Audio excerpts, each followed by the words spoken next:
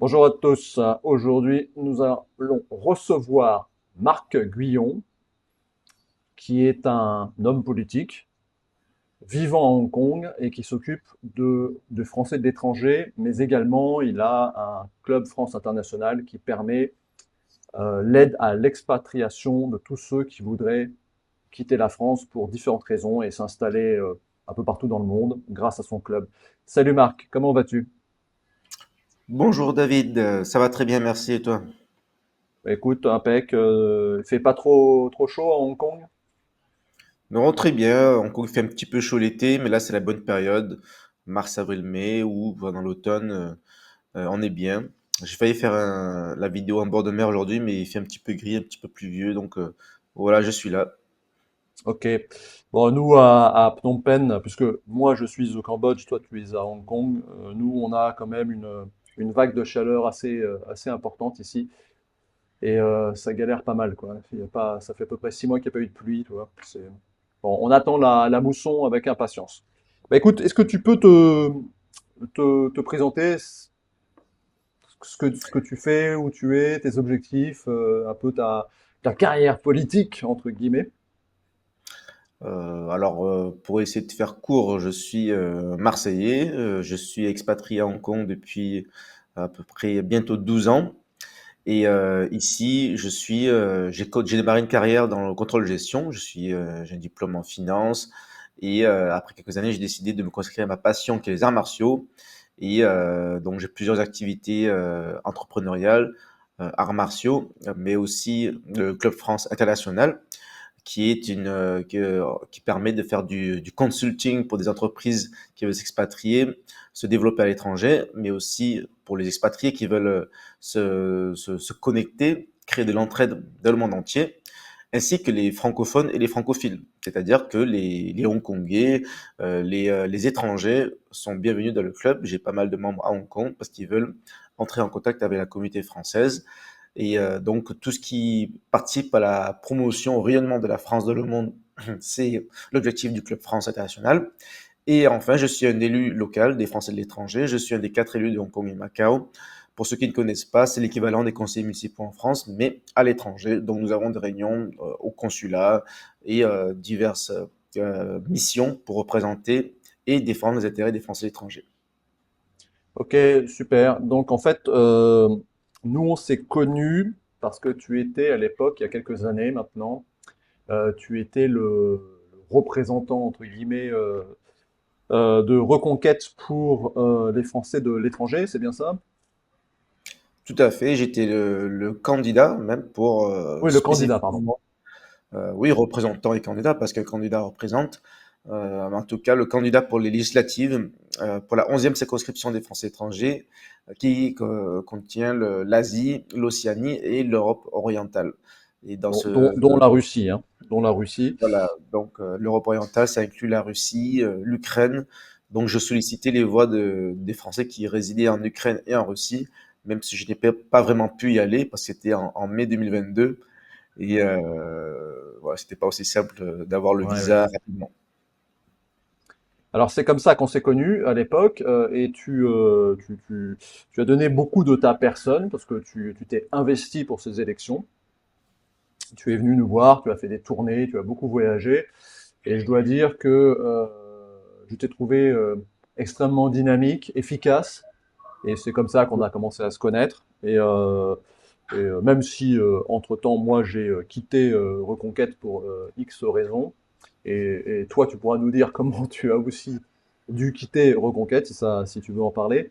Voilà, ça c'est un peu le point de départ de notre rencontre. Relation. Pardon? De notre relation. Ouais. Voilà, c'est ça. Et puis après, bah, effectivement, on est resté en relation depuis cette époque.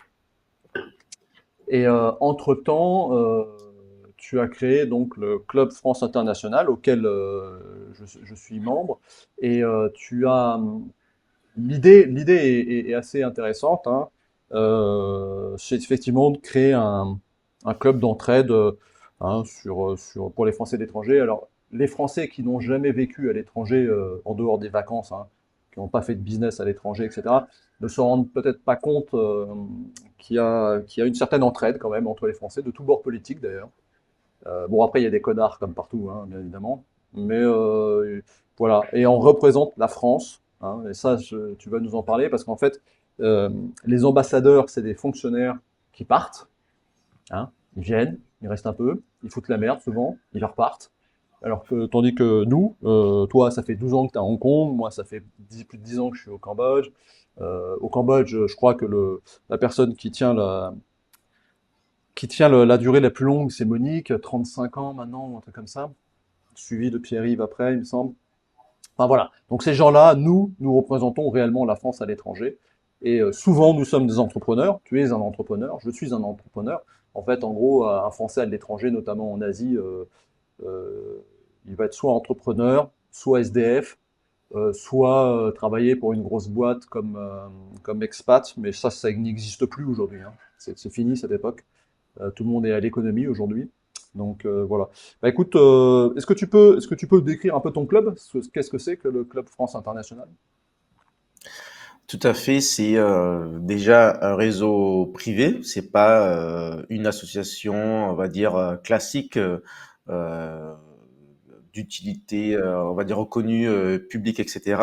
Le but est surtout de réunir certains Français de l'étranger, créer une entraide à travers un réseau de confiance. Je dis cela, par exemple, parce qu'il y a des pays dans lesquels on peut rencontrer de tout, y compris des Français pas recommandable. En fait, l'idée du Club France, ce n'est pas d'être en concurrence avec ce qui existe déjà, des associations françaises, des chambres de commerce, etc., mais plutôt d'être complémentaires. Donc, en fait, on a trois fonctions principales. La première, c'est de faire des événements. Voilà, j'étais par exemple le week-end dernier à Shenzhen, on fait un dîner, un déjeuner, un petit apéro pour que les Français se rencontrent. Soit des Français qui sont là depuis très longtemps, comme tu l'as dit, qui depuis 30 ans à l'étranger, soit des nouveaux qui cherchent un travail, etc. Mais tout le monde est bienvenu tant que, on va dire, ils ont de bons profils qui sont intéressants, qui sont recommandables. Donc c'est quand même un réseau de confiance dans lequel on va faire des événements où on va rencontrer des personnes avec qui on devrait pouvoir s'entendre. La deuxième fonction, c'est d'être un média. Voilà, donc un peu comme toi-même, je passe sur ta chaîne, on est en train de faire un travail, on va dire, d'information. Donc, à Ouais. travers le CFI, je diffuse des interviews également, mais également des articles écrits, des analyses, des tribunes, de l'actualité éventuellement. Donc, en fait, ça peut s'apparenter à un média des Français de l'étranger, comme il en existe déjà quelques-uns. Si je peux leur faire un petit peu de pub, voilà, le petit journal et d'autres. Mais voilà, on va dire que c'est un média lié au club et avec une certaine ligne éditoriale. Et la troisième fonction, c'est du business. Que j'entends par business, c'est non seulement bon, faire des rencontres business avec un thème plutôt business, mais c'est aussi en soi du consulting. C'est-à-dire, par exemple, la semaine dernière, j'étais à Shanghai parce que j'ai une entreprise qui est membre du CFI qui m'y a envoyé pour lui l'aider à trouver des fournisseurs à Shanghai. Et bien entendu, c'est une mission rémunérée. Voilà, donc je suis disponible pour toute entreprise qui souhaite que mon aide ou quelqu'un d'autre membre du CFI, c'est-à-dire tout membre du CFI dans le monde qui, bien entendu, a certains profils, il faut avoir la tête sur les épaules, il faut avoir quand même un certain sens de l'entrepreneuriat et des compétences, pourrait effectuer des missions pour des entreprises qui le demandent. Voilà, si demain, Mm. une entreprise souhaite s'installer au Cambodge et me demande de leur recommander quelqu'un qui pourrait faire une mission, même temporaire, de 1 ou 2 jours, ou une mission, en tout cas de représentation à temps partiel qui prend 1 heure par semaine, ou voilà, peu importe, je pourrais le recommander à un membre du CFI. Voilà. Donc ça peut être des missions ou ça peut être tout simplement un porteur d'affaires. Voilà, bon, c'est un schéma classique. Demain, vous voulez créer une entreprise au Cambodge, à Hong Kong ou à New York. Je vais peut-être pas le faire moi-même parce que c'est même si j'ai certaines compétences, j'ai peut-être pas le temps, mais je vais vous mettre en contact avec la bonne entreprise qui va ouvrir le compte bancaire, qui va créer l'entreprise pour vous. Bien entendu, c'est pas un travail bénévole. Elle va vous facturer quelque chose et je prendrai une commission dessus. Donc voilà, c'est un réseau d'affaires aussi. Ce n'est pas une association juste pour boire deux, trois cafés ensemble. C'est vraiment un réseau business, mais c'est pas non plus qu'un réseau business comme une chambre de commerce. Il y a aussi un côté social, entraide et on va dire un petit peu communautaire. Voilà. Et je conclurai aussi avec une dernière dimension qui est, faut pas oublier que c'est le Club France international. Ce n'est pas seulement pour les Français, c'est aussi pour les francophones et les francophiles. Donc, ce que je souhaite, c'est pas que les Français vivent dans une bulle franco-française à l'étranger. Surtout qu'on est dans un monde beaucoup plus international avec des couples binationaux. Mon épouse est hongkongaise et ne parle pas couramment français. Je souhaite créer des liens entre la communauté française et la communauté locale.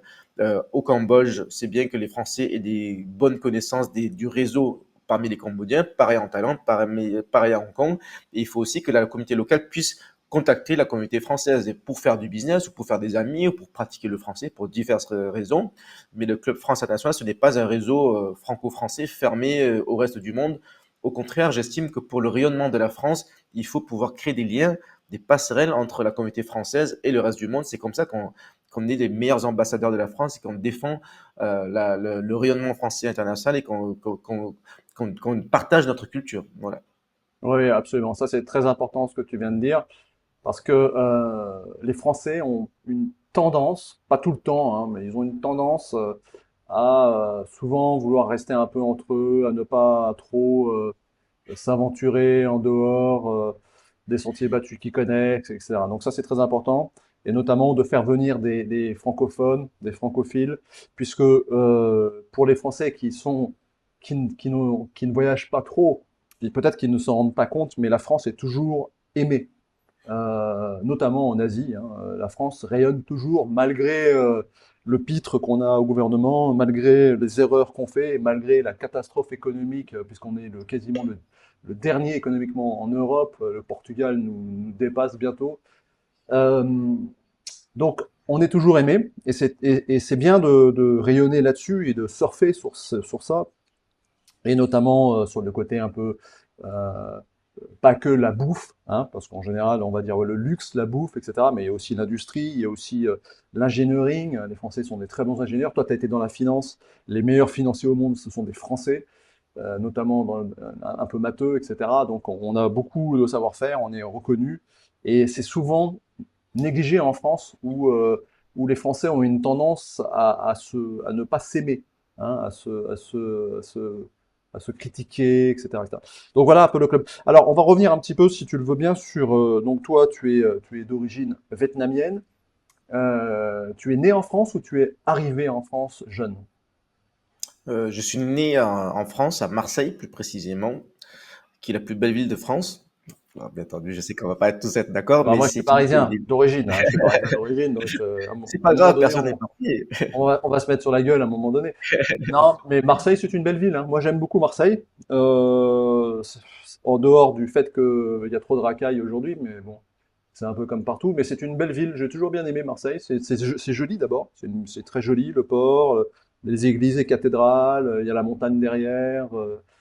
Non, c'est une belle ville. Après, moi, j'ai beaucoup vécu à Toulouse. J'ai vécu 14 ans à Toulouse, 12-14 Ah, ans. Donc, j'aime bien le sud-ouest. Si un jour je reviens en Europe, en France, ouais, le sud-ouest, c'est pas mal. C'est une belle région. Je préfère au sud-est. Après, Marseille, c'est un peu entre les deux, à vrai dire. hmm. Donc, alors, tu es né en France, donc tu es comme moi, un Français d'adoption, parce que moi, j'ai pas une goutte de sang français. Tu as peut-être plus de gouttes de sang français que moi, hein, dans tes ancêtres. On sait jamais, vu qu'il y avait pas mal de Français qui traînaient en Indochine à une certaine époque. Mais donc voilà. Donc toi, tu as fait ton service militaire en France. Tu es un bon garçon. Non, Alors, c'était fini j'aurais bien déjà, aimé. toi. Enfin, aussi, dans le sens où je l'ai fait comme tout le monde, la journée d'appel à la défense. Ouais, voilà, ouais. Ouais, J'aurais t'es bien trop jeune. aimé. Voilà, malheureusement, je En suis. fait, ça, J'ai c'est aussi une deux- grosse connerie, je pense, d'avoir arrêté le service militaire. Oui, tout à fait. J'aurais bien aimé avoir une expérience militaire, peut-être même plus qu'un an, quelques années. Mais bon, voilà, dans une autre vie, si on avait plusieurs vies, dans une de mes vies, j'aurais adoré être militaire. Hmm. Mais on Parce a que je, plusieurs vies. On a plusieurs vies. Ne sois pas inquiet. voilà, ça, Alors, c'est le but. tu as fait des études. Alors, tu as fait des études. Tu m'as dit, toi, tu as une formation plutôt dans la finance, c'est ça?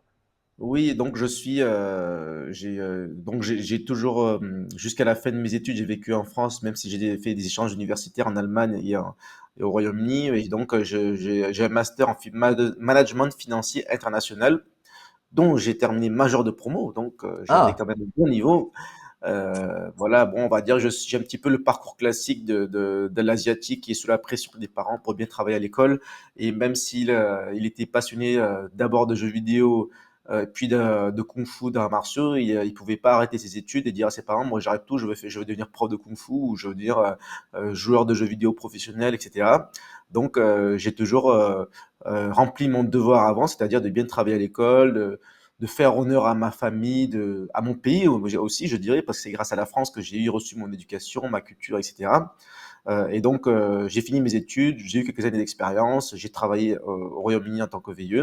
Et c'est ensuite, après cela, que j'ai décidé de faire ce que j'ai toujours voulu faire, venir à Hong Kong, m'expatrier et donc voilà, travailler à Hong Kong, créer une entreprise, etc. On peut revenir de l'État si tu le souhaites. Mais voilà, je viens de Marseille, je suis français né en France, mes parents sont nés au Vietnam et je suis d'origine, pour répondre à la question, vietnamienne, chinoise et a priori française. Voilà, je dis française parce que mon père était de parents inconnus, dont l'un était présumé de race française. Et je dis race non pas parce que c'est le terme que j'aurais employé naturellement, mais c'est ce qui est écrit sur son acte de naissance. Les termes ont changé, mais autrefois en Indochine française, on disait race, et dans l'acte de naissance de mon père, il est écrit qu'il est né d'un des parents présumés de race française. C'est les termes qui étaient employés par l'administration française à Ouais, l'époque. ouais, ouais. Mais moi, je suis pour employer le mot race. Le mot race n'est pas moche. Ça vient de racine. C'était racine. On a des racines. On hérite des gènes de nos parents, hein. Euh, on hérite pas que de l'aspect physique, hein. On a un aspect physique, mais on hérite aussi de gènes qui peuvent nous donner du talent pour de la musique, pour des maths, on hérite. On est les héritiers de nos descendants. Il ne faut pas avoir honte de dire le mot race, comme il ne faut pas avoir honte de dire le mot national, nationaliste. Moi, je suis un nationaliste je crois aux races. Il y a des races dans le monde. Alors, on fait partie de la même espèce. Les gens confondent aussi, hein. Alors, même pas, parce qu'il y a eu plusieurs espèces dominidées, hein. Les Asiatiques ont du sang dénisoviens, les Européens ont du sang néandertalien, par exemple. Donc, en réalité, les plus purs Homo sapiens, ce sont les Noirs subsahariens, hein, qui ont un petit peu de sang néandertalien, parce qu'il y a eu des remigrations en Afrique, hein. Voilà. Mais non, non, le mot race, on peut le dire, et d'ailleurs, il n'y a pas de honte à dire, hein. Ça, c'est le wokisme, hein, c'est la réécriture de l'histoire en cours. Il ne faut pas employer certains mots à cause de la Seconde Guerre mondiale, à cause de tout ça, mais bon. Alors, donc, en fait, tu es venu à Hong Kong parce que tu étais un peu dans les finances. C'est pour ça que ça t'a attiré. C'était un peu un hub de finances, Hong Kong. Entre autres, mais c'est la raison secondaire. La première raison, parce qu'en fait, C'est la Bruce finance, Lee. j'aurais pu aller à Londres, j'aurais pu aller à New York. La première raison, c'était les arts martiaux. Les Voilà, arts donc martiaux, Bruce Lee, quoi. D'accord. Le voilà, en Jet quelque Kune sorte, Do. parce que c'est la ville du Bruce Lee. Et en plus de ça, enfin, je pratique toujours le Wing Chun, qui est l'art martial, le Ah oui, premier art d'accord. martial du Bruce Lee. Ok. Et en fait, le Hong Kong, c'est un peu la capitale du Wing Chun, en tout cas moderne, même si ça vient Mhm. de Foshan en Chine. Mhm. Et donc, en fait, quand j'étais en France, que je pratiquais, je voyais, comme on voit beaucoup dans des écoles d'arts martiaux asiatiques, les portraits des grands maîtres fondateurs sur le mur. Donc, tous les jours, j'allais à l'entraînement, je voyais les portraits des grands maîtres et je me disais, bon, lui, un jour, je vais le rencontrer Mhm. parmi les grands maîtres qui sont encore vivants. Et donc, Mhm. j'ai toujours venir à Hong Kong. Donc, je suis venu à Hong Kong pour le rencontrer. Je l'ai rencontré. Ah, J'ai participé à ces cours pour enseignant, pour prof, ce qui a été un grand honneur parce que je pensais pas forcément qu'il allait m'accepter dans le cours des profs. Je me disais, bon, il va accepter que je rende visite, peut-être de faire quelques cours, mais rentrer dans le cercle fermé des profs de son école, c'était bien sympa. Donc, je suis venu à Hong Kong pour ça, tout comme on aurait pu, certains vont au Brésil parce qu'ils sont profs de capoeira, certains vont en mhm. Inde parce D'accord. qu'ils sont passionnés de yoga. Et voilà Ok. voilà la première raison. D'accord. Finalement, je suis resté à Hong Kong parce que la vie à Hong Kong fait on s'y intéresse très vite, on s'implante très vite, on se fait très vite des amis. Et la finance, oui, parce que c'est dans mon domaine. Cependant, il y a finance et finance. Il y a la finance de marché, la banque, etc. Et la finance d'entreprise. Moi, je suis de la finance d'entreprise, donc Mhm. j'aurais pu travailler n'importe où dans le monde tant que c'est dans une entreprise qui a une fonction financière, dans le sens analyser les coûts, les revenus, voir Ah oui, pourquoi on d'accord. gagne, on perd de l'argent. C'est ça Mhm. mon job. Je suis pas un trader. Voilà. Ouais, donc toi, tu es plutôt un directeur administratif et financier, un DAF, Oui, quoi. voilà, exactement. Voilà. Ok. Et alors, mais alors, pourquoi pas le Vet Vo Dao? Parce que les Vietnamiens, vous avez votre propre art martial. Oui, T'as ben jamais fait le Vet Vo Dao? Bah, tout simplement, le Vedvodao, parce que je m'y intéressais, mais j'ai jamais eu l'occasion, j'avais pas j'ai pas commencé par ça, tout simplement. Mhm. Déjà, je commençais à m'intéresser aux arts martiaux vraiment quand je regarde des films de kung-fu. Et donc, je voulais faire du kung-fu, mais Mhm. j'aurais pu m'intéresser au Vedvodao. Moi, je ne fais pas d'arts martiaux par, on va dire, chauvinisme ou quoi que ce soit. Effectivement, on aurait pu me dire, ouais, parti d'origine vietnamienne, tu aurais pu comment, essayer ça. J'aurais été japonais, j'aurais peut-être pas essayé le karaté pour autant, ou un coréen, faire du taekwondo. Je raisonne pas forcément. Sinon, j'aurais peut-être fait de la boxe française. Mhm. Mais voilà, je suis quand même pragmatique. Je fais ce qui est le plus efficace. Et moi, à l'époque, le Wing Chun, enfin, peut-être même aujourd'hui, je dirais que c'est le style de Kung Fu qui est le plus efficace ou qui se veut le plus efficace parce qu'il Ouais, ouais, ouais. il est basé sur le combat réel et pas le côté Ouais, artistique, ouais, ouais, ouais, couper ouais. dans tous les sens, faire Oui, les oui. animaux, faire des Mhm. choses pour le cinéma en fait. Voilà, Oui, c'est oui, pas. oui, non, non, bien Il y a des sûr, styles bien de sûr. Kung Fu qui sont artistiques, il y en a d'autres qui sont pour le combat. Et moi, je Oui, suis. oui. Ce qui m'intéresse, c'est le combat. Après, s'il y en a qui Mhm. veulent faire des animaux, faire passer à la télé, faire du cinéma, c'est autre chose, ils ont le droit. Ouais, ouais.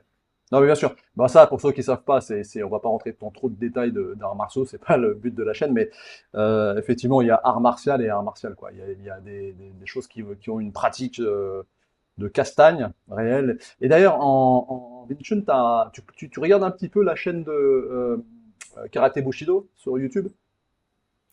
Non, Non, non, tu Karaté devrais, hein. Bushido, pour moi, c'est un magazine que je regardais Non, souvent non, quand j'étais en ils France. ont ils C'est ont vrai une que je chaîne savais pas YouTube qu'ils avaient ouais, une ouais, ils ont chaîne. une bonne chaîne YouTube et Faudrait que je de regarde. temps en temps, tu as un gars qui a un très bon niveau de Wing Chun, de la région parisienne, hein. Et ils font, tu sais, des fois, ils vont dans la rue, après, ils font des petits combats dans la rue, hein. Ils interpellent des gens. Ah bon, Tu sais, d'accord. c'est Greg MMA qui était un peu Ah oui, je connais. là-dessus. Et bah, c'est la chaîne Karaté Bushido, quoi. Et donc, tu as un mec qui a un assez bon niveau de Wing Chun. Après, personnellement, moi, j'ai travaillé beaucoup dans la sécurité, hein. Euh, j'ai travaillé pour des boîtes de sécu et j'ai été aussi videur, portier, etc. Et je me suis pas mal battu dans ma vie. Et bon, en gros, c'est une grosse patate dans la gueule, c'est ce qu'il y a de mieux, quoi, hein. C'est pas la peine de faire le kung-fu du mec ivre ou je sais pas quoi. C'est le premier qui Ouais, frappe qui gagne en général. droit au but. Et il faut frapper fort, dur, et là où ça fait mal, quoi. Mais bon, c'est intéressant. Ouais, Karate Bushido, je te conseille de regarder parce que j'ai pas le nom du ce gars, mais il a un très bon niveau de Wing Chun. Et en fait, lui, il fait quand même des combats. Et donc, à un moment donné, ils expliquaient effectivement la différence. Parce qu'il y a du contact quand même. D'ailleurs, au karaté aussi maintenant. Maintenant, il y a des combats de karaté, tu vois, où les mecs vraiment vont jusqu'au KO, hein. C'est assez intéressant. Mais bon, voilà. Alors tout ça, bah, on va amener parce qu'en fait, tu as fait du kung-fu, tu es allé donc à Hong Kong pour trouver ton maître, ta voie spirituelle. Et ensuite, tu as fait un peu tu es maintenant même prof de MMA, c'est ça? Oui, tout à fait. Comme beaucoup de profs modernes, on va dire, pardon, de Wing Chun, je me suis intéressé et fini par pratiquer le MMA. En fait, il y a deux écoles de Wing Chun. Il y a on va dire, bon, les plus âgés sont plus traditionnels. Ils disent non, le Wing Chun c'est le meilleur style au monde, etc. Les autres c'est de la merde, etc. Et il n'y a pas besoin d'apprendre le combat au sol. Par exemple, si ce qu'on veut Hmm. c'est éviter d'aller au sol, quelqu'un qui amène au sol, tu lui fais un coup de pied au sol et puis voilà, et le combat est fini. Après, mais bon, tous les profs jeunes, on va dire, s'adaptent avec le temps, donc font de pratique ou en tout cas s'intéressent au MMA et j'en fais partie. Donc en fait, pendant un moment, j'avais un peu de résistance. Je me disais, bon, oh, ça sert à rien, on fait du Wing Chun et puis c'est tout. Après, quand j'étais à la fac, d'ailleurs, j'ai commencé à faire du sport universitaire. Je fais de la boxe. Donc, d'ailleurs, j'ai fait une compétition de boxe nationale où je suis arrivé en quart de finale, en demi-finale. Voilà. Mais en fait, j'ai gagné un combat. Donc, je suis passé en une victoire. Je suis passé de quart à demi, je crois, quelque chose comme ça. Et Boxe anglaise ou française? oui, boxe anglaise, ouais. Mais j'ai fait de la boxe française aussi en sport universitaire. Juste qu'il n'y a pas eu de D'accord. proposition, il n'y avait pas de compétition dans les dates. Mais en fait, pour ça, tout ça pour dire quoi, que je me suis diversifié parce que j'ai vu l'opportunité à la fac, j'avais envie de faire un petit peu autre chose. Et après, je fais du jiu-jitsu brésilien, et donc j'ai fait du grappling, etc. Ouais. Et je me suis rendu compte que voilà, il y a pas mal de choses bien de Wing Chun, mais il manque le côté, on va dire, combat, sparring. Et voilà, pour moi, le MMA, ça fait partie du Wing Chun en quelque sorte. C'est-à-dire, c'est une forme de Wing Chun, c'est une forme de combat. Et ouais, MMA, c'est la forme compétition avec des règles, et Wing Chun, c'est la forme self-défense sans règles. Il faut connaître les deux.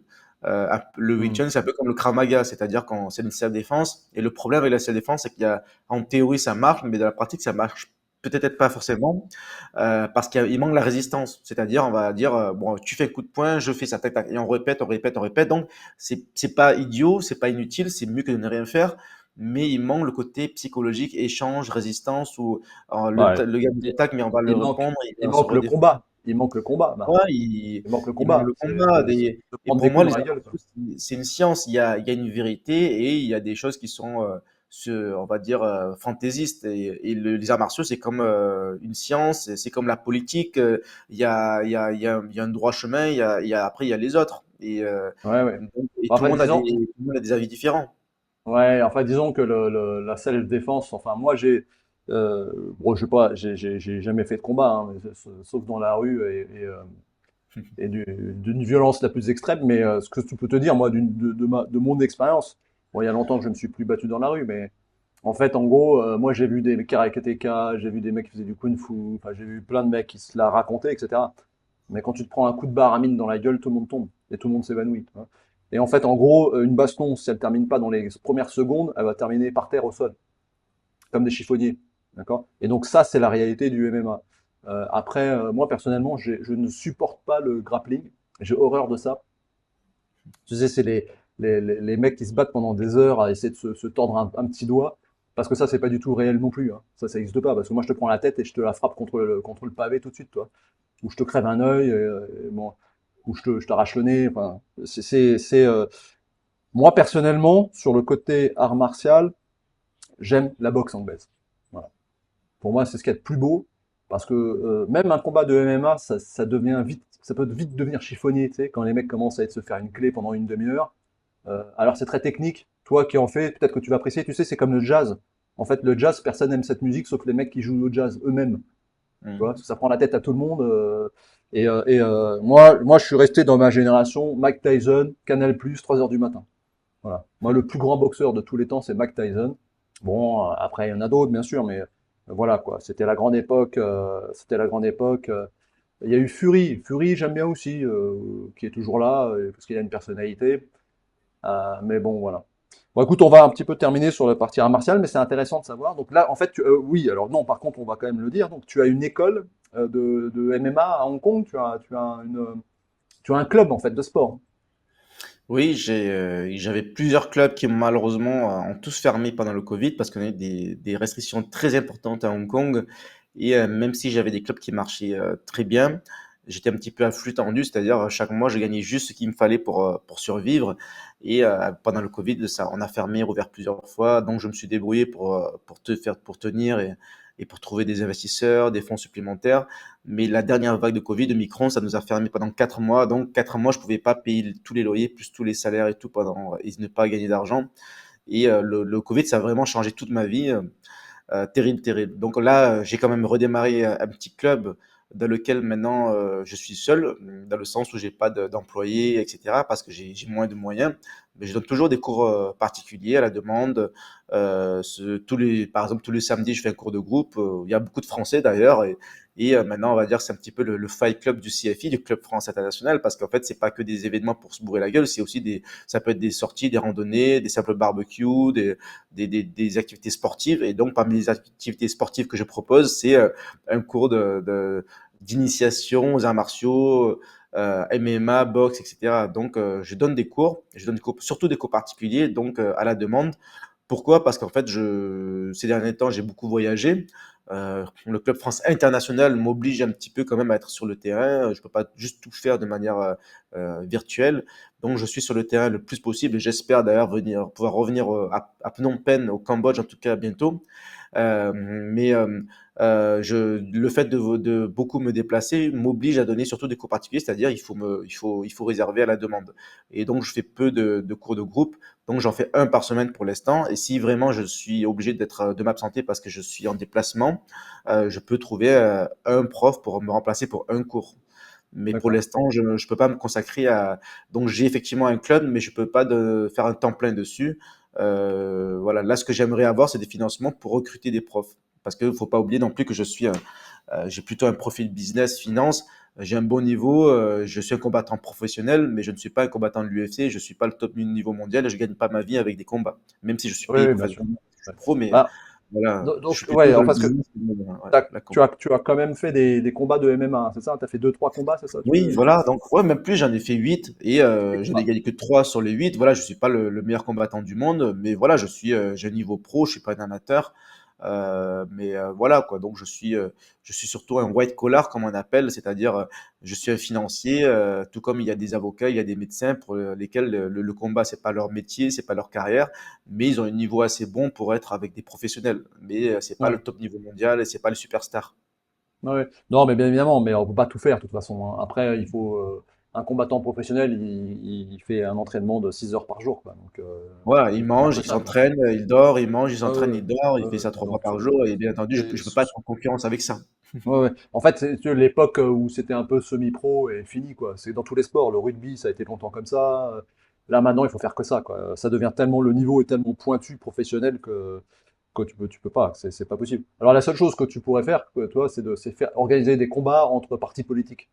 Tu vois, RN contre Reconquête. Pourquoi pas? Ça pourrait être rigolo, tu vois, pour se mettre sur la gueule. Ben en fait, pour Euh, rebondir sur ça, ça existe dans les combats white collar, dans la banque, dans la finance. En fait, ouais, d'ailleurs, ouais. c'est ce que je suis en train.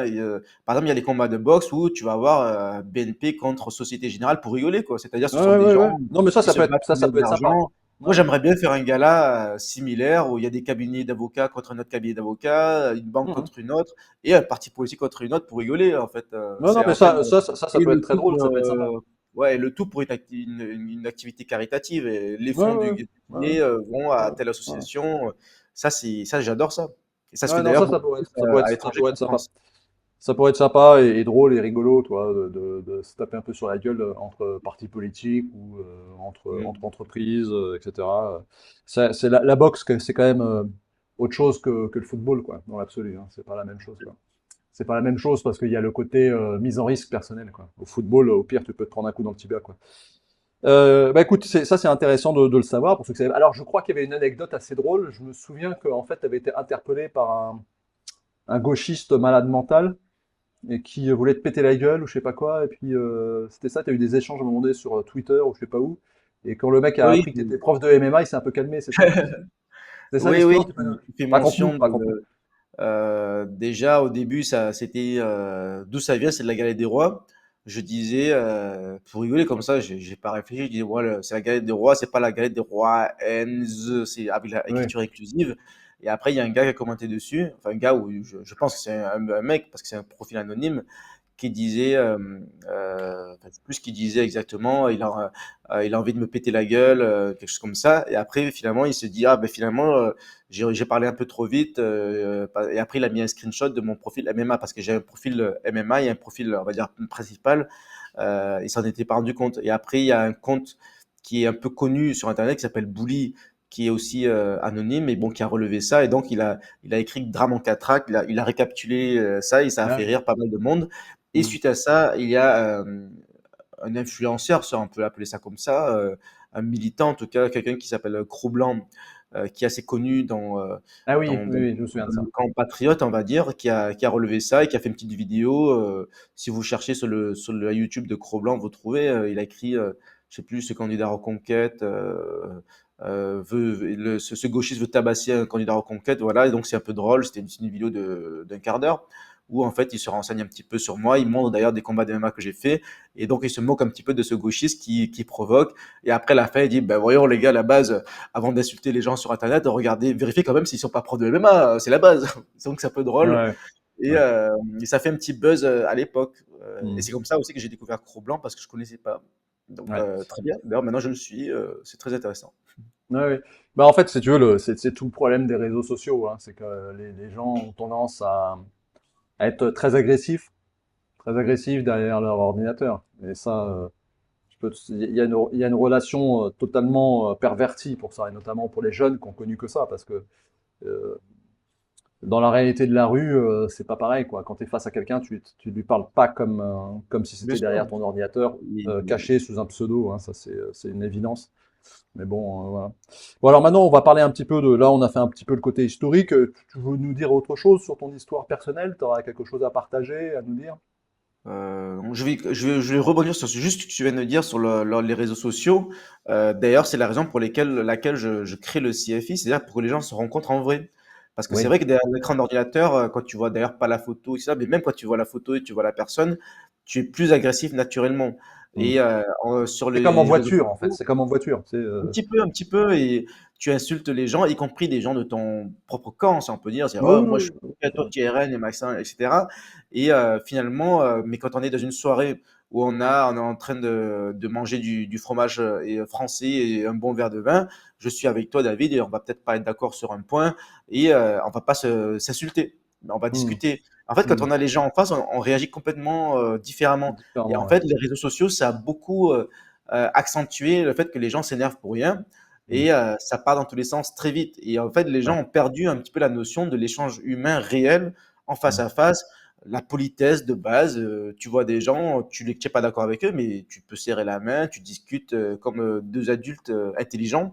Et l'intérêt du CFI pour moi, c'est aussi, même si ça n'a pas de but politique, c'est que je rencontre des gens qui ne sont pas forcément d'accord avec moi et qu'on peut discuter. ouais. Euh, voilà, comme anecdote, je pourrais te dire, tu sais, il y a des gens, parce que le CFI, c'est apolitique, il y a pas de ligne politique. Donc, quand je fais un événement, je partage à tout le monde à Hong Kong. Et tout naturellement, il y a des gens qui savent qui je suis, et donc ils ont envie de venir ou ils n'ont pas envie de venir. Il y a des gens qui viennent et qui savent pas qui je suis. Mais en tout cas, il y a une anecdote, j'étais à une soirée CFI, donc à Hong Kong, et il y a un gars, lui, il savait qui je suis, et il était venu exprès, mais pas forcément parce qu'il voulait me parler. Mais parce qu'en fait, il voulait en quelque sorte rigoler un petit peu. Il m'a dit, en fait, en début de soirée, il m'a dit, oui, oui, j'ai vu l'événement, j'ai des amis qui m'ont fait passer l'info, et ils m'ont dit, tiens, ce soir, il y a une soirée organisée par des gens bien droitards à Hong Kong, et donc j'ai voulu venir voir. Il m'a dit ça honnêtement. Et après, moi, ça m'a fait rire. J'ai dit, bon, ah bon, ça veut dire que moi, je suis un gars bien droitard. Bon, ok, en tout cas, tu es bienvenu. Merci d'être là ce soir. Puis voilà, passe une bonne soirée. Voilà. Et donc, le gars, il fait la soirée. Donc, il parle un peu à tout le monde. Il mange, il boit très bien. Et en fin de soirée, il vient me voir. Il me dit, écoute, franchement, j'ai passé une bonne soirée. J'ai rencontré des gens très bien, très intéressants. Et je m'y attendais pas trop. Et voilà, quoi, je te dis honnêtement, moi, je suis pas de ton bord. Je suis un macroniste. Mais j'ai passé une bonne soirée. Et voilà, et tu as l'air sympa. Voilà, quoi. Moi, j'ai dit, bah, écoute, il n'y a pas de problème. Et tu es le bienvenu. Tu reviens quand tu veux. Et voilà, donc en fait, ça permet aussi de changer l'image que les gens ont. Parce que moi, il y a des gens qui me connaissent, surtout parce que je suis un élu local. Je suis, on va dire, je sais pas si je suis une personnalité, mais je suis quelqu'un qui est dans le nom circule.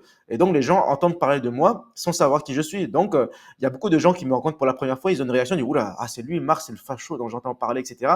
Mais en fait, tant qu'ils n'ont pas parlé avec moi, qu'ils m'ont pas découvert la personne humaine, ben voilà. Donc, c'est pour ça que c'est vraiment important de recréer du lien social, que les gens se rencontrent, se parlent face à face et arrêtent de critiquer les gens sans les connaître dans la vraie vie. Euh, Absolument, absolument. Non, non, mais Anecdote ça personnelle. c'est très important et c'est une très bonne démarche de faire ce type d'événement. Et d'ailleurs, c'est courageux de ta part de l'avoir fait, hein, parce que toute entreprise a des risques, toute entreprise a des, comment dire, des demande de l'énergie, du temps, de l'investissement. Et puis les gens ont une passion dans la vie. Enfin, il y a deux grandes passions des êtres humains dans la vie. La première, c'est la connerie, la bêtise, et la deuxième, c'est la critique, la jalousie. Ça, c'est C'est possible. vraiment c'est Je les dirais même gens que sont passionnés c'est par très ça. français. Les Français C'est encore plus assez. peut-être. Ouais, alors le français, lui, je dirais que c'est le troisième point, c'est la jalousie. Le français est assez jaloux, en fait. Assez jaloux, assez aigri. Il est, il y a une sorte de complexe chez le français qui est assez étrange. Nous, on peut en parler parce qu'on est des Français d'adoption, mais le français n'aime pas la réussite, en fait, quelque part. C'est une sorte de romantisme. C'est assez catholique, hein, je dirais. Moi, je me permets de le dire aussi, parce que j'ai aucune goutte de sang français et je viens d'une famille protestante. Hein, donc, j'ai pas été élevé dans la foi catholique, même si j'ai eu un beau-père catholique à un moment donné. Mais voilà, c'est assez. Il y a quelque chose d'étrange avec ça, l'argent, la réussite, le succès. Il y a quelque chose qui va mal. C'est pour ça que c'est intéressant d'écouter les Français de l'étranger, parce que les Français de l'étranger, ils vivent dans une autre mentalité Et souvent, ils s'adaptent, ils prennent le meilleur et ils ont beaucoup de choses à dire pour les Français en général. Et ça, d'ailleurs, on va passer sur ce point-là, c'est que en fait, bon, on est tous les deux des nationalistes. Bon, toi, tu préfères dire souverainistes parce que tu restes poli, mais on est des nationalistes de l'étranger. Alors, il y a beaucoup de critiques, notamment toi, parce que toi, tu es un homme politique.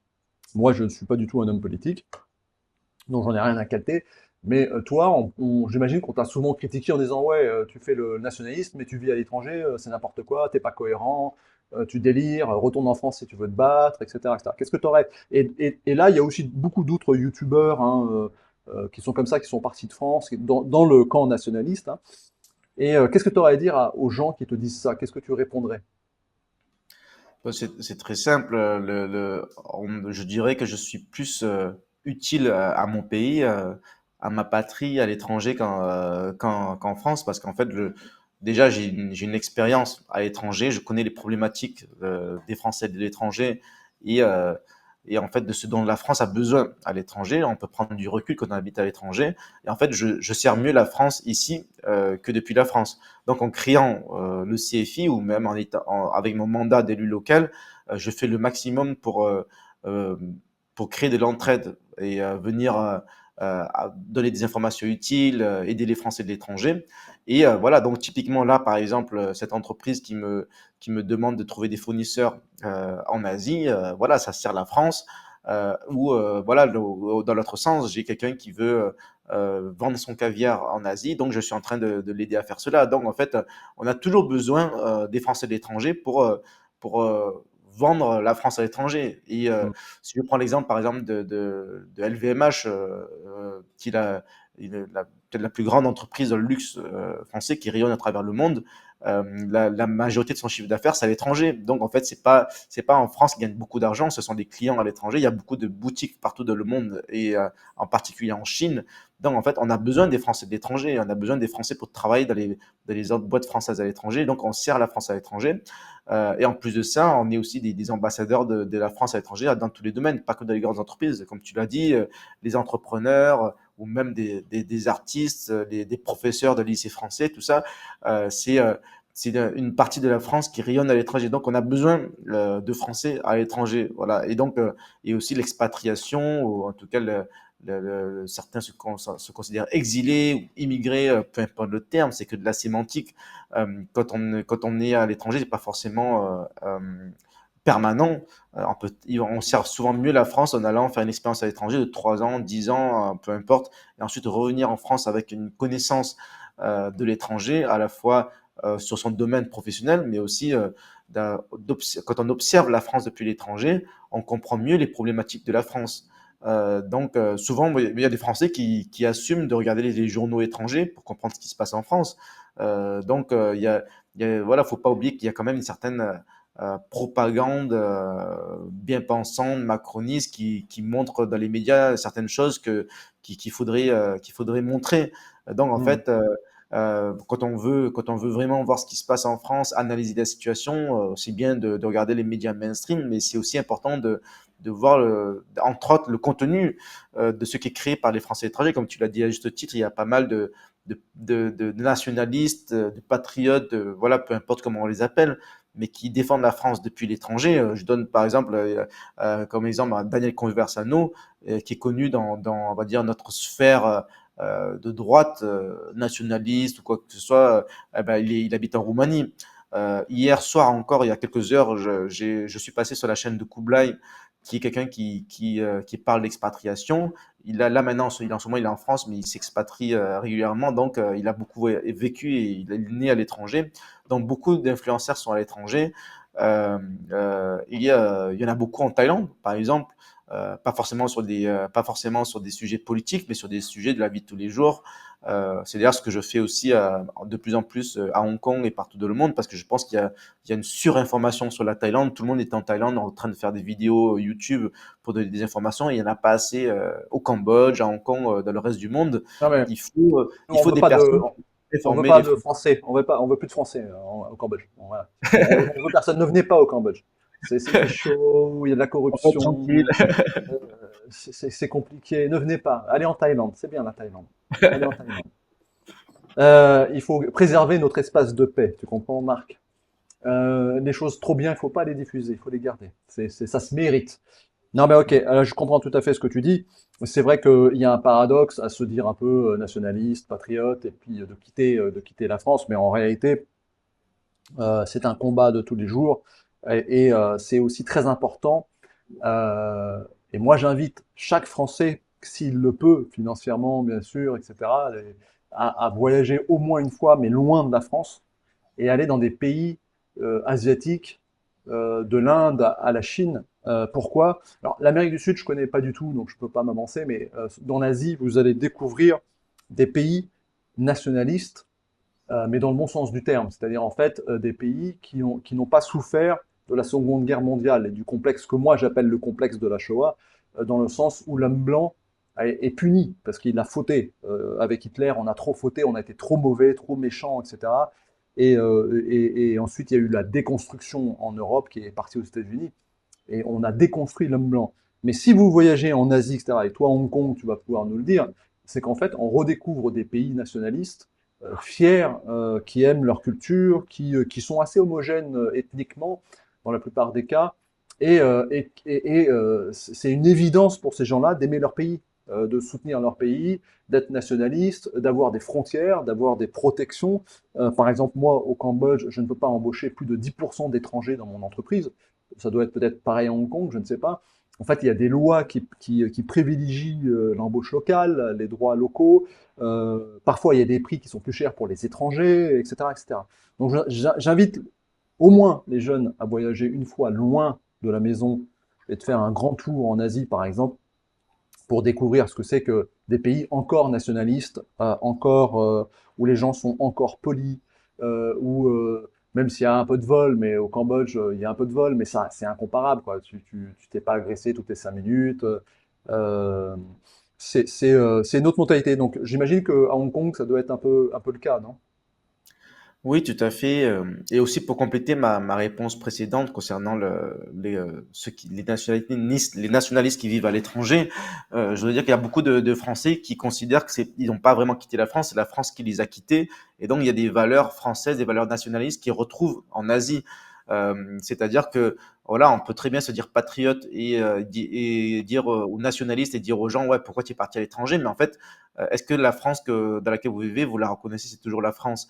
Beaucoup de gens vivent à Hong Kong parce qu'en fait, ils retrouvent un petit peu l'environnement qu'ils auraient aimé avoir en France, y compris, on va dire, il y a des quartiers où tu rencontres beaucoup de Français, où en fait, il y a les avantages de la France sans les inconvénients. Voilà, on va pas se faire agresser, racketter, le métro est propre, etc. Il n'y a pas d'insécurité, mais il y a des écoles françaises, des restos français, des communautés françaises, il y a un club français national français, etc. Effectivement, à Hong Kong, il y a tout pour protéger les nationaux et les étrangers aussi, parce que quand il y a de la sécurité, ça protège aussi les étrangers qui sont eux-mêmes pas résidents permanents. C'est-à-dire, en fait, quelqu'un qui vient à Hong Kong pour trouver un travail, il faut que l'entreprise prouve qu'elle a besoin de lui et qu'elle ne le trouve pas sur le marché local. Et le marché local, ça veut dire les Hongkongais, mais ça veut dire aussi les Français qui ont une résidence permanente comme moi. Moi, j'ai un visa, j'ai le droit de rester à Hong Kong de manière permanente et je fais partie du marché local. Donc, si toi, David, tu veux venir à Hong Kong, ben, il faut que l'entreprise prouve qu'elle n'arrive pas à trouver quelqu'un dans ton domaine. Donc, parmi les Hongkongais, parmi moi aussi, c'est-à-dire quelqu'un qui est déjà sur le marché du travail, qui a le droit de travailler. Et ça, c'est normal, c'est ce qu'il faudrait aussi faire en France. Donc, les pays d'Asie sont préservés aussi parce ils préservent, ils se protègent eux-mêmes et ils protègent aussi les étrangers qui s'intègrent dans ces pays. Donc, un Français qui habite à Hong Kong depuis longtemps ou qui habite au Cambodge depuis longtemps, il est aussi protégé par les États qui, euh, en fait, qui accueillent bien les populations étrangères qui ne posent pas de problème et qui font partie de leur système. Et donc, c'est de l'immigration choisie, sélectionnée. Il en faut une certaine quantité et il ne faut pas être subi par une submersion migratoire qui n'est pas contrôlée et en fait où des étrangers ils viennent pas forcément parce qu'ils ont envie de s'intégrer ou de s'assimiler, ils viennent parce qu'ils veulent profiter d'aide, parce que le système est faible, comme on le voit en Europe, pas qu'en France, mais dans toute l'Europe. tu as une volonté de venir dans un pays, pas forcément pour, euh, pour rendre service et pour t'adapter, etc. Alors qu'en Asie, c'est différent. Donc, un Ouais, Français qui s'installe dans la plupart des pays d'Asie, bien entendu, il y a des règles différentes selon les pays, mais à peu près, elles sont à peu près toutes les mêmes. C'est-à-dire que un Français qui vit en Asie, il faut se tenir à carreau, il faut s'adapter on n'impose pas ses coutumes, ses religions, ses valeurs dans les pays d'Asie. On respecte les lois locales. Et c'est ce qu'il faut faire en France. Donc, tout étranger qui vient en France, y compris des Chinois, des Cambodgiens, ben, il doit s'adapter au système français, ils doivent prouver qu'il doit être là pour une certaine raison. Et c'est normal. Il faudrait faire ouais, la même chose absolument. en France. Non, non, bien évidemment, en fait, c'est nous qui avons perdu nos repères, hein. On est la tête à l'envers en Europe et en France. Ben, en parlant de ça, tu as tu as une religion, tu es catholique, tu as la foi, tu crois en Dieu, c'est quoi Non, au niveau spirituel? je suis athée, ou on pourrait dire agnostique aussi, et donc peut-être qu'un jour on pourrait prouver par certains moyens qu'il y a une force suprême, etc. Mais je ne suis pas croyant dans le sens où euh, je n'ai pas le besoin de croire d'avoir la foi en quelque chose qui n'est pas tangible pour donner un sens à ma vie. Voilà, donc ça fait partie des. Effectivement, je vis. Certains disent que ceux qui n'ont pas de religion, ils n'ont pas de sens à leur vie. C'est peut-être un petit peu vrai dans le sens, voilà, moi je suis là, je suis sur Terre, je vis. Quand je meurs, je sais pas ce qui se passe et je suis de passage. Mais je vis très bien avec, je n'ai pas besoin de m'inventer quelque chose. Mais par contre, je suis tout à fait ouvert à, à une démonstration, à ce qu'un jour on puisse démontrer qu'il y a un créateur, et c'est cela, voilà quoi. Mais je suis très pragmatique, voilà, et je ne crois pas, bien entendu, à certaines religions comme l'islam, mais je ne crois pas non plus, à titre personnel, voilà, je me ferai peut-être des ennemis pour ça, mais la religion chrétienne, je ne crois pas que la terre ait été créée par un homme en 6 jours ou quoi que ce soit, et que qu'il ait pris une cote et qu'il en ait fait une femme, etc. Non, pour moi, c'est des histoires qu'on peut raconter à des enfants, mais je n'y crois pas. Voilà. Ou alors maintenant, on va dire plutôt que c'est imagé. Mais par contre, ce que j'apprécie dans la religion, ça peut donner un certain comportement, un fil directeur, c'est philosophique. Voilà, donc moi j'adore aller dans les églises parce que ça représente une culture, une histoire de la France. Et voilà, donc quand je rencontre des gens qui ont la foi, euh, peu importe si c'est catholique, protestant ou autre, ben ça me fait toujours plaisir. Donc je ne crois pas à la religion en tant que vérité, mais je crois à la religion en tant que fil conducteur, un peu comme en Asie, c'est-à-dire le bouddhisme, etc. C'est-à-dire il y a plein de gens en Asie qui ne croient pas, ils n'ont pas d'idée, ils se déclarent athées, ils ne croient pas en Dieu, etc. ou quoi que ce soit, ils ne savent pas comment la Terre a été créée, tout ça, mais ils sont bouddhistes dans le sens où ils vont au temple, etc., etc. Donc moi, je le vois un petit peu comme ça pour la religion Non, toi, chrétienne. tu parles de culture, tu parles de culture.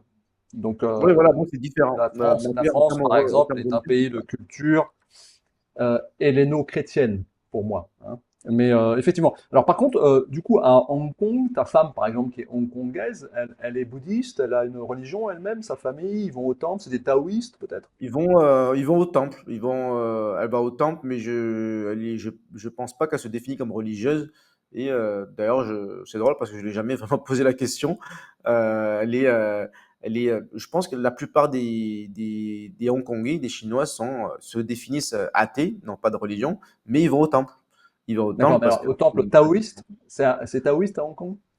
Ou alors bouddhiste? franchement, je ne sais pas. Je pense qu'il y a plusieurs types. Bah, il doit y avoir Euh, les deux, hein. Il doit y avoir les Mais deux, mais en fait, je vais régulièrement au temple. J'accompagne mon épouse, mais je suis, voilà, mais je ne tu suis suis la pas tradition, quoi. Hmm. voilà, j'ai pas creusé le sujet, mais c'est une bonne question que tu me poses. Et je pense que peut-être que ma femme, elle ne sait pas non plus. Elle va au temple parce que tout le monde fait ça depuis toujours. Ouais. Ouais, Ah, ça voilà, devant c'est ce qui Dieu. existe beaucoup en Asie, c'est beaucoup le cas. C'est en fait la plupart des gens sont un petit peu, je dirais pas athées, hein, mais complètement parce ils sont pas agnostiques. Ils n'ont pas une démarche scientifique, ils n'attendent pas une preuve, etc. Donc ils suivent une tradition une tradition qui peut être bouddhiste, taoïste, hindouiste, etc. Mais c'est surtout que la tradition existe toujours. Et on fait des fêtes, c'est joyeux, c'est convivial. Ici, quand les gens font des grandes fêtes à la pagode bouddhiste Theravada, donc, hein, ils mangent, ils amènent des offrandes, il y a des enfants qui courent. En fait, c'est vivant. La religion en Asie, d'une manière générale, de l'Inde à la Chine et au Japon, plutôt de l'Inde au Japon, la religion est encore vivante. Et ça, c'est un des problèmes qu'il y a en Europe, c'est qu'en fait, au-delà que le pape est un mondialiste tordu qu'il faut virer à coups de pied dans le cul et qui préfère mettre, qui n'a aucune considération nationale et donc raciale aussi, hein. Lui, que ce soit un Africain subsaharien ou un Français de souche, c'est un client, d'accord? Et ça, c'est très triste parce qu'en fait, chacun a le droit de vivre chez lui en harmonie avec sa foi, entre guillemets, et sa culture. Et le problème pour moi des religions chrétiennes européennes qui se sont un peu vidées de sens, c'est qu'elles ne sont plus vivantes. Elles ne sont plus vivantes. Hein. Les cathédrales, il n'y a pas encore si longtemps, enfin quelques centaines d'années, hein, elles étaient peintes, il y avait des marchés, c'était comme en Asie en fait. Hein. C'était joyeux, c'était joyeux. Mais maintenant, quand tu vas dans une église, alors après, moi je connais pas les églises traditionnalistes, hein, tout ça, etc. C'est peut-être un peu plus joyeux, mais c'est assez austère une église en Europe, quoi. Catholique, c'est peut-être un peu plus joyeux, mais les Scandinaves, moi j'ai des origines scandinaves et écossaises. Je peux te dire que les églises calvinistes ou luthériennes, c'est triste, c'est triste. Mais ça donne pas envie d'y aller, quoi, toi. Donc ça, c'est un autre problème. Non, mais tu demandes à ton épouse, du coup, tu vas te renseigner, hein, si taoïste, Ouais, bouddhiste, ok. etc. Mais ça, c'est intéressant. Tu vois, beaucoup d'Asiatiques ne savent pas trop ce qu'ils font, en fait, mais ils suivent la tradition. Ils suivent la tradition de leurs ancêtres. Et après, il y a l'hôtel. T'as un hôtel des ancêtres chez toi, quand même? Ton épouse, elle a un hôtel des ancêtres? Ou pas? Vous avez Non. pas un... Non, non, même pas? Vous avez pas de ça? C'est une bonne question. Non, on n'en a pas, mais je me rappelle en France, on en avait. Euh, la plupart des restaurants vietnamiens en ont, etc. C'est une tradition. Mais En fait, ça, moi, c'est, j'étais si tu veux, l'hôtel des petit. ancêtres, c'est quelque chose qui est très important et nous, on a perdu. On avait ça avant aussi, hein, bien sûr. C'est qu'en fait, l'hôtel des ancêtres, et ça, c'est très chinois, et donc vietnamien aussi, parce que la culture vietnamienne est proche de la culture chinoise, même si c'est des frères ennemis comme les Français et les Anglais. Mais il y a une culture commune. Et en fait, l'hôtel des ancêtres, c'est se souvenir de sa race, justement. Hein. Tout au début de la vidéo, on a parlé du mot race, qui vient des racines, en fait, qui on est, c'est nos ancêtres. Ce qui nous définit, en général, c'est le passé, c'est l'histoire. Et ce qui nous définit personnellement, c'est l'histoire personnelle. Donc tes parents, tes grands-parents, etc. Moi, je mets au défi quiconque, est-ce que tu te souviens de ton arrière-grand-père, par exemple? Tu vas pas te souvenir de ton arrière-grand-père. Mais si t'avais un hôtel des ancêtres, avec sa photo ou une peinture, tu vois, si tu avais ça, s'il y avait connaissance, alors aujourd'hui on peut faire des arbres généalogiques, etc., mais tu te souviendrais, tu prendrais conscience de qui tu es. Et c'est ça qu'on a totalement perdu en Europe. C'est qu'en fait, on n'est plus rien. La religion a disparu, l'hôtel des ancêtres a disparu, on est dans un monde un peu mondialiste et on s'accroche. Et là, il peut y avoir des erreurs, c'est-à-dire des Français qui deviennent bouddhistes, mais n'importe comment, ou rentrent dans des sectes, ou se convertissent à l'islam. Et on va peut-être terminer sur l'islam. Si l'islam rencontre du succès en Europe et en France, c'est parce que c'est une religion vivante, avec un but, et un but clairement défini, qui est le grand djihad, c'est-à-dire la guerre contre soi-même, etc., et le petit djihad, qui est la conquête. Et c'est une religion vivante, l'islam. C'est pour ça qu'elle progresse. Et il faut de nouveau rendre une religion catholique vivante. Et là, je pense qu'il y a un problème, un grand souci en France, hein, parce qu'on tourne autour du pot, mais si des jeunes se convertissent à l'islam ou sont attirés par l'islam, c'est que c'est une religion vivante, puissante, bien sûr, comme ce que tu dis, elle est simpliste, tout ce que tu veux, mais les gens, ils veulent de la simplicité. Qu'est-ce que tu en penses, toi, sur le fait que, alors, il y a un souci démographique, mais évidemment, il y a des familles musulmanes qui arrivent et qui ont plus d'enfants, mais je pense que beaucoup de Français sont attirés par l'islam, quoi qu'il arrive, quoi qu'on dise, hein. Il y a beaucoup de convertis. Qu'est-ce que tu as à dire un peu là-dessus, toi? Ben, l'islam, ce qui est sûr, c'est qu'il y a une volonté d'expansion et de convertir le monde entier à l'islam. Mais après, je veux dire aussi, ça existe dans toutes les religions.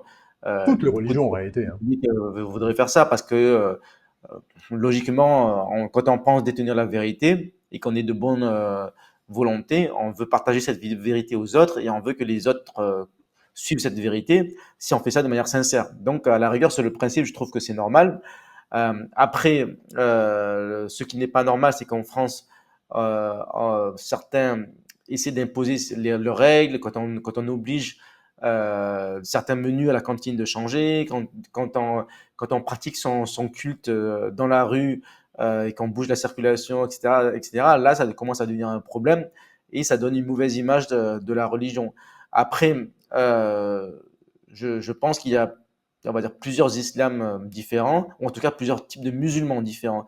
Il y a beaucoup de musulmans qui sont nés comme ça, ils sont dans une de famille musulmane et on pourrait dire qu'ils ne sont pas vraiment musulmans parce que moi je connais des musulmans qui boivent de l'alcool et qui votent Zemmour. Voilà, donc en fait, après on peut très bien dire oui, mais c'est un faux musulman ou un vrai musulman. Voilà, donc il y a, eux, je n'ai aucun problème avec eux.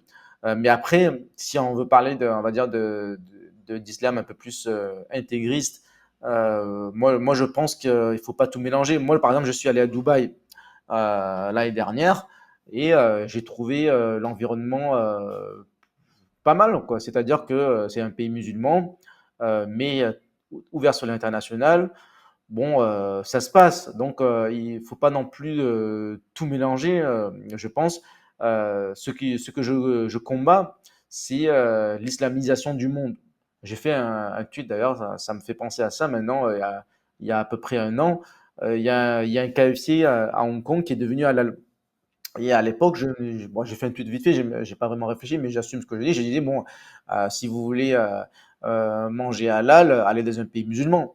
Voilà, c'est-à-dire, après, j'ai reçu plein de commentaires, oh, espèce de raciste, de machin, etc., etc. Mais ce que je voulais dire par là, c'est quoi? C'est-à-dire, en fait, à ce moment-là, j'ai réagi à un article qui disait que le KFC est devenu halal, donc tout est halal dans ce KFC, donc on n'a pas le choix. Et donc il y a pas mal de gens qui disaient ouais c'est très bien parce que à Hong Kong il n'y a pas assez de choix halal. Donc en fait les gens critiquent Hong Kong à cause de ça parce qu'il n'y a pas assez de choix halal. Et moi ce que je pense que c'est qu'il faut qu'il y ait des choix halal pour venir répondre aux besoins d'une certaine communauté, mais il ne faut pas qu'ils demandent qui critiquent l'environnement en disant qu'il n'y a pas assez de choix halal. Je dis, mais si vous trouvez qu'il n'y a pas assez de choix halal à Hong Kong, allez vivre en Malaisie, par exemple, qui est un pays musulman, où il y a des Français qui vivent là-bas, qui sont patriotes, il n'y a pas de problème. Mais du coup, vous allez dans un pays musulman, vous ne voulez pas forcément changer ce qui existe déjà. Hong Kong, c'est Hong Kong. Il y a une communauté musulmane d'un certain pourcentage et elle doit rester la même, elle ne doit pas s'étendre et avoir des revendications et à demander à ce que de plus en plus de choses deviennent halal. Si vous n'êtes pas bien ici, allez vivre dans un pays musulman. Voilà. Hmm. Donc, c'est ce que je veux dire. Mais après, l'islam en soi, moi, de toute façon, je peux très bien critiquer l'islam comme je critique le christianisme ou autre. C'est-à-dire que voilà, il faut vous pratiquez votre religion, mais prenez-la pour vous. Voilà, moi, j'ai De aucun manière problème avec personnelle, les quoi. musulmans Hmm. en soi. Il faut Voilà. pas imposer aux autres, il faut pas imposer aux autres Voilà. sa Et religion. après, il faut faire attention aussi à ne pas être obsessionnel dans tout ce qu'on fait. C'est-à-dire, soit on est pour et après on devient à fond sur l'islam, ou soit on est contre. Là, maintenant, je trouve qu'il y a un discours peut-être un peu trop extrémiste de la part de certains dans le camp national en France. Et ça devient un petit peu caricatural. C'est-à-dire qu'il y a un problème avec l'islam, mais non, il y a pas non plus, on va pas parler de l'islam toute la journée Ouais, ouais, à ouais, je une suis sauce. d'accord. Je suis absolument Le d'accord. problème, c'est le laxisme judiciaire, etc. Donc, il y a des pays musulmans comme la Malaisie où on peut très bien y vivre. C'est des pays musulmans et les musulmans qui sont en Malaisie, c'est pas les mêmes que les racailles des cités ou les islamistes qu'on a en France qui égorgent les gens au nom de l'islam. Ils sont pas tous comme Ouais. ça. Ouais, non, mais toi, Euh, tu distingues bah, ça va nous faire un petit trait d'union, et puis après, je te laisserai conclure notre entretien. Mais en fait, moi, au début, j'ai cru que Zemmour allait pouvoir porter quelque chose de puissant, toi, de Zemmour à Onfray, quoi, tous les souverainistes, etc., qui allait pouvoir justement nous extirper du piège du Rassemblement national, qui est là depuis X années, mais qui ne progresse pas pour avoir quelque chose de patriotique et qui pouvait englober un peu de la gauche à la droite, on va dire. Mais en fait, Zemmour, ensuite, ça, je pense que c'est parce qu'il est juif, et c'est compréhensible. C'est qu'en fait, il nous entraîne dans une guerre qui est une guerre, en fait, judéo-musulmane. Euh, C'est-à-dire que tous les musulmans sont, pour Zemmour, ont un potentiel d'islamisation dangereux, quoi. Et ça devient obsessionnel. Et du coup, et les Français n'aiment pas ça, parce que le Français n'est pas du tout raciste. Il n'est pas du tout raciste. Il a presque honte d'être nationaliste. Ça, c'est encore autre chose. Mais il n'est pas du tout raciste. Et Zemmour nous a entraînés dans ce conflit quasiment obsessionnel anti-musulman. Il faut distinguer le musulman de tous les jours comme le juif de tous les jours. Et ensuite, il faut extirper et virer tous les fanatiques, mais de tous bords. Les fanatiques qui détiennent une vérité messianique et qui veulent te l'imposer, quitte à faire la guerre. Toi. La guerre en Palestine, ça ne nous regarde pas, c'est pas notre guerre. À la limite, l'Ukraine nous concerne plus, et encore. Mais voilà, donc ça c'est un autre problème. Et alors du coup, est-ce que tu peux nous parler rapidement, parce que là on est presque à 1 heure d'entretien, on va se limiter un petit peu. Est-ce que tu peux nous parler rapidement de comment tu as quitté justement Zemmour et Reconquête? Qu'est-ce qui s'est passé en quelques mots, toi, nous expliquer un peu? Parce que Entre, je rappelle les choses. Tu étais le candidat pour les Français de l'étranger. Moi, je t'ai vu faire comment on appelle ça, pas la tournée, mais la campagne, ta campagne, voilà, merci. Tu as fait une très belle campagne. D'ailleurs, tu as eu un bon score, il me semble. Hein. Je ne l'ai pas en tête, mais je ouais, me souviens que 10%, c'était pas mal. le Ouais, troisième, j'ai fini troisième. ouais, c'est ça. Et donc, tu t'es beaucoup investi. Nous, on t'a vu t'investir, etc. Sur tes deniers propres, hein, je le rappelle. Hein. Après, je sais pas si c'était plus ou moins remboursé, mais c'était au début sur tes deniers propres. Et tu t'es investi. Et j'avais pas l'impression qu'il y avait un soutien hyper fort du parti Reconquête. Enfin, c'était un peu bizarre. Et ensuite, il t'est arrivé une sacrée histoire. Est-ce que tu peux nous la raconter? Oui, en fait, déjà pour faire court et résumé, ce sont des bêtises, des histoires d'ego et de personnes, comme ça peut arriver dans n'importe quelle entreprise ou association. Voilà, donc en tout cas, ça portait un grand coup à mon engagement, mais pas forcément à mes convictions, parce qu'aujourd'hui encore, je le dis en toute honnêteté, je suis proche et je soutiens toujours les idées de Marion Maréchal, d'Éric Zemmour, et peut-être que je voterai pour Marion Maréchal en juin. Je ne sais pas encore pour qui je vais voter, mais en tout cas, au niveau idéologique, je n'ai aucun problème avec Reconquête et Marion Maréchal. Même si j'ai des différends, je trouve qu'ils sont deviennent un peu trop identitaires. Je suis pas tout à fait d'accord sur l'assimilation, sur l'identité, l'immigration zéro, les prénoms, des choses comme ça, mais ce sont des détails. Hmm. Ce qui s'est passé avec Reconquête, ce n'est pas idéologique. C'est juste de personnel, c'est-à-dire qu'en fait, j'avais un concurrent qui habite à Miami, en fait, qui voulait devenir le candidat des Français pour les sénatoriales. Et en fait, il a tout fait pour m'exclure, pour me mettre hors course. Voilà.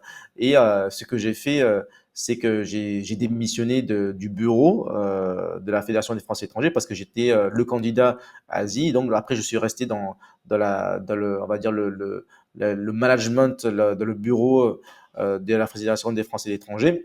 Mais quand j'ai vu l'ambiance qui régnait, parce qu'il me voyait tout naturellement comme le candidat naturel pour les sénatoriales, etc. Pour information, il y avait des élections sénatoriales en 2023. Donc, il a tout fait pour dire que je faisais des choses mauvaises, que je crée le CFI, puisqu'on vient au sujet du CFI. Il disait que la création du Club français international est concurrent à Reconquête, ce qui est complètement débile, parce que déjà, si en dehors de la politique, il y a des gens qui sont même pas français, il y a des Hongkongais, il y a des étrangers dedans. Et en plus de ça, c'est business. Donc voilà, quand la semaine dernière, je suis allé à Shanghai pour faire une mission business pour le CFI, ça n'a rien à voir, ça n'a rien de concurrent avec Reconquête. Donc en fait, il a avancé des arguments stupides, mais ça a été accepté par des gens dans des bureaux parisiens et donc ils ont réussi à m'exclure pour ça. Donc je n'ai pas quitté Reconquête, j'ai été exclu techniquement, mais pour aucune bonne raison. Et d'ailleurs aujourd'hui, je mets au défi tout candidat, tout militant de Reconquête de m'expliquer pourquoi j'ai été exclu. Et personne ne sait. La plupart des gens vont dire oui, mais il a été exclu parce qu'il n'a été pas choisi. Non, il a quitté ou alors il a quitté Reconquête parce il est gris, il a pas eu sa place comme par exemple Poisson ou le CNIP, Bruno North quitte Reconquête parce qu'ils n'ont pas leur place européenne. Et Marc Guillon, c'est un peu pareil. Mais en fait, c'est faux. C'est faux parce que à l'époque, il n'y avait pas encore d'investiture pour les sénatoriales. Et en fait, j'avais démissionné de tout. Et tout ce que je voulais, c'est être un militant de base et en fait qu'on me laisse tranquille. Mais même ça, et ben, le gars n'a pas voulu, m'a accusé d'avoir créé une association concurrente et après d'autres accusations. Et donc, mais après, je l'en veux pas trop parce que même Zemmour et même Sarah Knafo ne sont pas au courant des détails. Et en fait, le problème, c'est qu'ils ont beaucoup de bonnes idées, mais ils ont une équipe qui fait n'importe quoi. D'ailleurs, pour l'anecdote, le 30 septembre, j'étais à une soirée organisée par Livre Noir à Paris. Donc, c'est pas un meeting de reconquête, ni du RN, quoi que ce soit, c'est quelque chose de métapolitique, c'est Livre Noir. Donc, c'est très, très intéressant. Donc, il y avait Éric Zemmour qui participe à des débats. Et après ça, il y a un apéro. Et donc, j'étais à l'apéro, après la soirée, après les débats, et je vois passer Sarah Gnafo. Et bon, je lui dis bonjour, bien entendu. Je ne sais pas comment elle va réagir parce qu'elle sait que j'ai été exclu et c'était après le sénatorial. Il y avait les résultats. Et donc, je ne sais même pas si elle va me répondre, etc. Mais je dis bonjour parce que c'est normal. Et après, elle me voit. Elle me dit bon, oh, bonjour, Marc, ça va, etc. Et elle me dit félicitations pour les sénatoriales, etc. Donc, moi, je suis un petit peu surpris parce que je me dis bon, ok, très bien. Je pensais pas qu'elle allait me féliciter parce que j'ai battu le candidat Reconquête. J'ai fait 5 voix alors que Reconquête a fait 0 voix. Ce qui est un petit peu normal parce que les grands électeurs, ils sont pas débiles non plus, ils ont compris ce qui s'est passé. Mais en fait, je suis surpris de la réaction de Sarah Gnafo parce qu'en fait, je pensais que si elle était derrière tout ça, qu'elle me voulait, elle pensait du mal de moi, elle m'aurait même pas dit bonjour, elle aurait tracé sa route, elle aurait fait semblant de ne pas me voir. Et après, j'ai dit, Hmm. bon, merci Sarah. Et bon, par contre, c'est dommage ce qui s'est passé à Reconquête, c'est-à-dire l'exclusion, etc. Et après, elle me dit, ah ben oui, dommage, mais bon, voilà. Et moi, je la regarde, je dis, mais ouais, mais encore, dommage, mais on fait quoi maintenant? Et après, elle me dit, ouais, mais tu sais, j'y peux rien, etc. Et après, je lui dis, oui, mais Sarah, tout le monde sait très bien que c'est toi qui gères tout à Reconquête, qui tire les ficelles, qui a créé le parti, etc. Et après, elle me dit, oui, non, mais c'est pas vrai, moi, j'ai pas le temps, c'est Nicolas B qui gère, moi, je m'occupe pas des fédérations, voilà, quoi. Voilà. Et donc, en fait, j'ai senti dans sa réponse qu'elle n'était pas de mauvaise volonté. Donc, c'est même pas Sarah Gnafo. Déjà, Zemmour et Marion Maréchal, je sais que c'est pas eux, mais même Sarah Gnafo, c'est pas elle. Ou alors peut-être que c'est une vraie comédienne et qu'elle m'a menti, je sais pas. Parce qu'il y a des gens qui m'ont dit, Ouais, t'as menti, c'est pas vrai. Je sais c'est pas. possible, hein. C'est possible, hein. Tu Peut-être. sais, Mais moi, j'y crois pas trop, en fait, hein. je sais pas, c'est Les possible. gens, Mais par contre, tu vois, ce qui les me gens sont conforte faux dans culs, cette hein. idée, parce qu'en fait, je lui ai dit, bon, tant pis, il n'y a pas de problème, je veux bien te croire, passe le bonjour à Rick de ma part. Et elle me dit, bah, tiens, ben, viens lui dire bonjour toi-même. Donc, elle m'a amené backstage quand même. Donc, si elle avait menti, je pense pas qu'elle m'aurait proposé d'aller voir Zemmour. Non, Donc, mais je vais voir Zemmour. c'est pas forcément comme ça, si tu veux. Si tu veux. Ce qu'il faut comprendre, c'est que tout fonctionne par intérêt dans la politique. Alors déjà, d'une manière générale, là, tu as découvert ce que c'est que, ce que, c'est que la politique avec un petit p. Ce que De Gaulle haïssait. De Gaulle haïssait les partis politiques. En fait, et moi aussi, je hais les partis politiques. Je hais les partis politiques parce que c'est, en fait, à partir du moment où il y a plus de 3 personnes ensemble, les conflits commencent, quoi. Dans la Ouais, politique, c'est pire. Et en fait, je ne pense pas qu'elle soit totalement pas au courant, etc. Mais ce n'est pas ça une volonté, mais elle a laissé faire. Et quand tu laisses faire, ouais, c'est par aussi. intérêt. D'accord? C'est parce qu'il y a un mec qui lui a bien vendu l'affaire. OK? Mais elle avait tout à fait le pouvoir de dire non. D'accord? Et de se mettre en conflit, mais par intérêt, par lâcheté, facilité, par manœuvre politique, par magouille politicienne. Elle a laissé faire. Elle s'est dit, bon, il vaut mieux lui ou là, qu'est-ce qu'il faut, mais qu'elle soit pas au courant, non, ça, j'y crois pas une seconde. Bon, Comme tu dis, bon. c'est sans doute elle qui manipule tout dans ce parti. D'ailleurs, j'ai même l'impression qu'elle va se présenter aux européennes, c'est pas clair. En fait, en gros, Si, si, si. Ça, c'est clair. Maintenant, elle est confirmée comme numéro 3 de la liste. ah ok, Parce que d'accord. donc, Ok. il y a Marion Maréchal, il y a Guillaume Pelletier, et numéro 3, c'est Sarine Info. Elle est passée aux infos récemment. Là, elle a été sur D'accord, le ouais, plateau de télé. j'ai pas suivi la fin du truc, mais voilà, en fait, c'est une belle expérience quand même que ce que t'as eu de l'intérieur.